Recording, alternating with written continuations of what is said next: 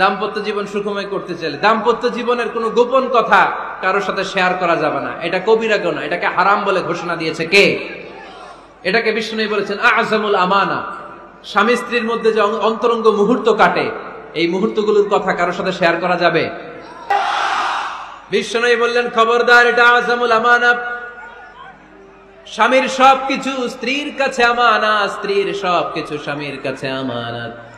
আবার বিষ্ণু বলেছেন যারা স্বামী স্ত্রীর গোপন দাম্পত্য জীবনের কথা অন্যের কাছে শেয়ার করে দেয়, তারা হলো আশারুন নাস, পৃথিবীর মধ্যে সবচাইতে নিকৃষ্ট মানুষ। এরা নিকৃষ্ট, এদের চাইতে নিকৃষ্ট আর কেউ হতে পারে না। উলাইকা কাল আনআম বাল হুম আদাল।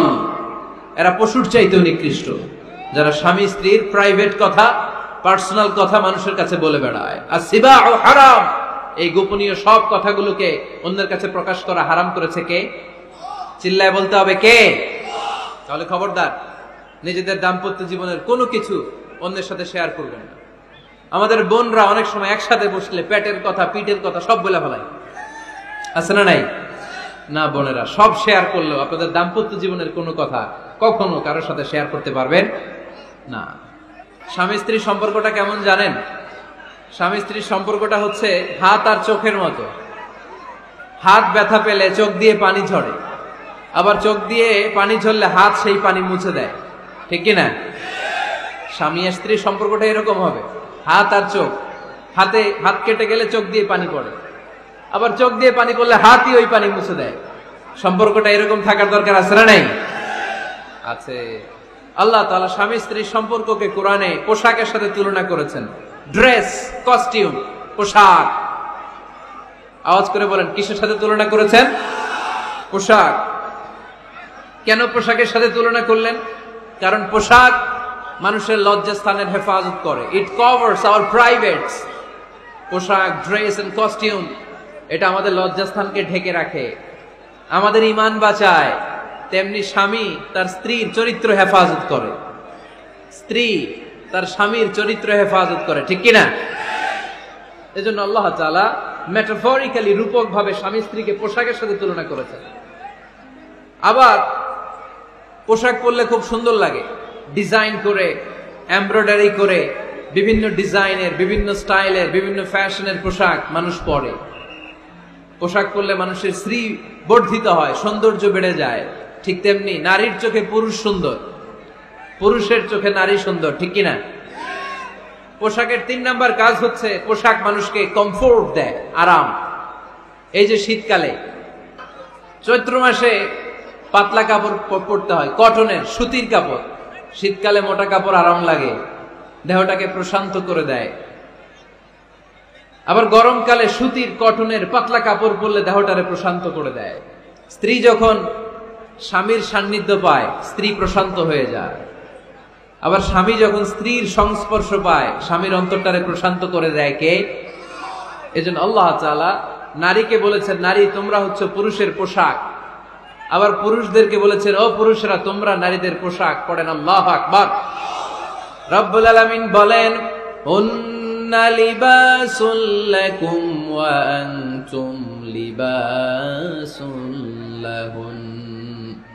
ও নারীরা, তোমরা তোমাদের স্বামীদের পোশাক, আর তোমাদের স্বামীরা হলো তোমাদের পোশাক।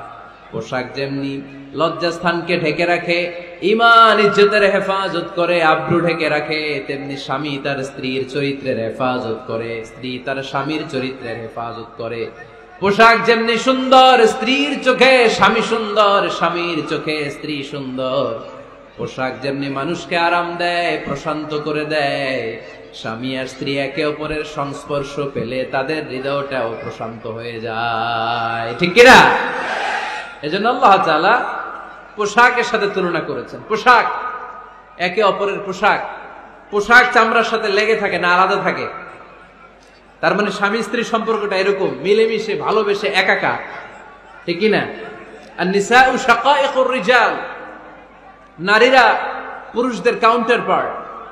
নারী হচ্ছে পুরুষের সহযোগী। এই পৃথিবীর এই সভ্যতা, এই সিভিলাইজেশন, এই উন্নয়ন, এই ডেভেলপমেন্ট, এটা শুধু পুরুষরা করে নাই। এই উন্নয়নের অংশীদারিত্বে আমাদের বোনদের, নারীদেরও হাত আছে না নাই? এজন্য কাজী নজরুল বলেছেন, এই বিশ্বে যা কিছু সুন্দর চিরকল্যাণকর, অর্ধেক তার করিয়াছে নারী, অর্ধেক তার নর। চিল্লায় বলেন ঠিক কিনা? এজন্য এই মহাবিশ্বের এই সভ্যতায় আপনাদের যেমনি অবদান, আমাদের বোনদের অবদান আছে না নাই? আছে। স্বামী স্ত্রী এই দুজন মিলে এই বিশ্ব সভ্যতা তৈরি হয়েছে। এজন্য দুজনের মধ্যে সম্পর্ক হবে পোশাকের মতো। পোশাক যেমনি দেহের সাথে লেগে থাকে, স্বামী স্ত্রীর মধ্যে এরকম সুসম্পর্কের দরকার আছে না নাই? অনেক স্ত্রী আছে না জেনে না বুঝে স্বামীর সাথে এমন খিটখিটে মেজাজ দেখায় যেটা স্বামীর জন্য মেনে নেওয়া কষ্টকর। স্বামীর জন্য একটা ত্রাস হয়ে দাঁড়ায় স্ত্রী, ত্রাস। এজন্য বোনদেরকে বলবো, লিতাসকুনু ইলাইহা, এমন ভাবে আপনি আপনার স্বামীর সামনে নিজেকে প্রেজেন্ট করেন যাকে আপনাকে দেখলে আপনার স্বামীর চোখ জুড়িয়ে যায়, হৃদয়টা প্রশান্ত হয়ে যায়, আপনাকে দেখলেই আপনাকে ভালোবাসতে মনে চায়, ঠিক কিনা? এজন্য রব্বুল আলামিন বলেন, আমি নারীদেরকে তৈরি করেছি লিতাসকুনু ইলাইহা, যেন পুরুষেরা স্ত্রীদের সংস্পর্শ যখন পায় পুরুষদের হৃদয়টারে প্রশান্ত করে দেয়। কে? রব্বুল আলামিন বলেছেন, খাদিজার জন্য জান্নাতে আমি এমন একটা ঘর বানিয়েছি যেই ঘরের মধ্যে কোনো বিশৃঙ্খলা নাই।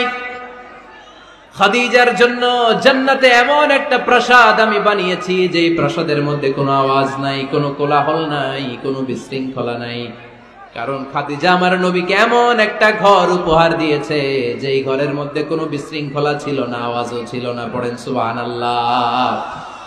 আল্লাহ রাসূল যখন সারাদিন কাফেরদের মাঝে কোরআনের দাওয়াত দিতেন, কোলাহল, মারামারি, জীবনের ঝুঁকি নিয়ে মক্কার কুরাইশদের মাঝে যখন দাওয়াত দিতেন, সব বিশৃঙ্খলা, ঝামেলা, গোলমাল শেষ করে রাতের বেলায় যখন খাদিজার ঘরে বিশ্বনবী ঢুকতেন, বিশ্বনবীর হৃদয়টারে প্রশান্ত করে দিত কে? আম্মাজান খাদিজা বিশ্বনবী সাল্লাল্লাহু আলাইহি ওয়াসাল্লামের জন্য এমন ঘর উপহার দিয়েছেন যেই ঘরে বিশ্বনবী আসলে বিশ্বনবীর হৃদয়টা ঠান্ডা হয়ে যেত। সুবহানাল্লাহ পড়েন। অনেক স্ত্রী আছে স্বামী ঘরে ঢুকলেই ঘরে আটা নাই, রুটি নাই, চাল নাই, ডাল নাই, এটা লাগবে ওইটা লাগবে, ওখানে যেতে হবে, একটার পর একটা ফিরিস্তি বলে বেড়ায়, আছে না নাই? না, এটা করবেন না। আপনার কি লাগবে এই সব দায়িত্ব আল্লাহ তাআলা স্বামীকে দিয়েছে, স্বামীকে জানাবেন। তবে ধীরে সুস্থে, ধীরে সুস্থে স্বামীর জন্য ঘরটাকে এমন করে রাখতে হবে যেন ঘরে ঢুকলেই স্বামীর হৃদয়টারে প্রশান্ত করে দেয় কে? স্বামীকে সাহস যোগানো, পিছন থেকে ড্রাইভিং পুশের মতো কাজ করা। কারণ স্বামীকে যখন স্ত্রী সাহস যোগায়, স্বামীর সাহস বেড়ে যায়, ঠিক কিনা? আল্লাহর হাবিব সাল্লাল্লাহু আলাইহি ওয়াসাল্লামের কাছে কোরআনের আয়াত নাযিল হলো, ইকরা বিসমি রাব্বিকাল্লাযী খালাক, খালাকাল ইনসানা মিন আলাক, ইকরা ওয়া রাব্বুকাল আকরাম الذي علم بالقلم علم الإنسان ما لم يعلم। পড়েন আল্লাহু আকবার। সূরাতুল আলাকের 5 আয়াত হেরা গুহায় যখন নাজিল হয়ে গেল, বিশ্বনবী সাইয়েদনা জিবরাইলকে নিজ আকৃতিতে দেখলেন, পা থেকে মাথা পর্যন্ত দেখে বিশ্বনবী ভয় পেয়ে গেলেন। বিশ্বনবী সাল্লাল্লাহু আলাইহি ওয়াসাল্লাম জীবনে দুইবার সাইয়েদনা জিবরাইল আলাইহিস সালামকে ওনার আসল আকৃতিতে দেখেছিল। আওয়াজ করে বলতে হবে কয়বার? এক হচ্ছে মেরাজ রজনীতে সিদরাতুল মুনতাহায়, দুই হচ্ছে প্রথম যখন কোরআনের আয়াত নাজিল হয়, বিষ্ণু সাল্লাল্লাহু আলাইহি ওয়াসাল্লাম দেখলেন বিশাল একজন ব্যক্তি, পাটা হচ্ছে হেরা গুহায় আর মাথাটা হচ্ছে আকাশের উপরে। এই বিশাল একটা লোক, সে কোরআনের 5 আয়াত নিয়ে এসেছে সূরাতুল আলাক, আর বলতে শুরু করেছে, ইয়া মুহাম্মদ ইকরা, আপনি পড়ুন, আপনি পড়ুন, আপনি পড়ুন। 3 বার পড়ার আদেশ করার পরে বিষ্ণু সাল্লাল্লাহু আলাইহি ওয়াসাল্লাম পড়তে আরম্ভ করলেন, ইকরা বিসমি রাব্বিকাল্লাযী খালাক, খালাকাল ইনসানা মিন আলাক, ইকরা ওয়া রাব্বুকাল আকরাম আল্লাযী আল্লামা বিল কলম আল্লামাল ইনসানা মা লাম ইয়ালাম। বিষ্ণু সাল্লাল্লাহু আলাইহি ওয়াসাল্লাম পড়তে আরম্ভ করলেন। প্রথম কোরআনের আয়াত যখন নাজিল হয়ে গেল, বিষ্ণু সাল্লাল্লাহু আলাইহি ওয়াসাল্লাম ভয় পেয়ে গেলেন। বিষ্ণু সাল্লাল্লাহু আলাইহি ওয়াসাল্লামের হৃদয় কাঁপতে আরম্ভ করলো। কোরআনের 5 আয়াত নিয়ে হেরা গুহা থেকে বিশ্বনবী আম্মাজান খাদিজাতুল কুবরা রাদিয়াল্লাহু তাআলা আনহার কাছে চলে আসলেন। এসে ডেকে বললেন, খাদিজা জাম্মিলুনি জাম্মিলুনি, কম্বল দিয়ে তুমি আমারে চাপা দাও, আমার ভয় লাগছে, মনে হয় আমি বাঁচবো না।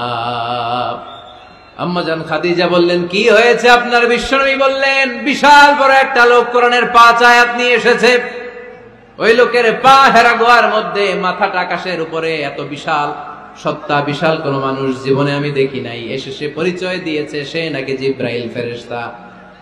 বিশ্বনবী বললেন, মনে হয় আমি বাঁচবো না, আমার জ্বর চলে এসেছে, আমার হৃদয়ের মধ্যে কাঁপুনি শুরু হয়েছে, তুমি আমারে কম্বল দিয়ে চাপা দাও।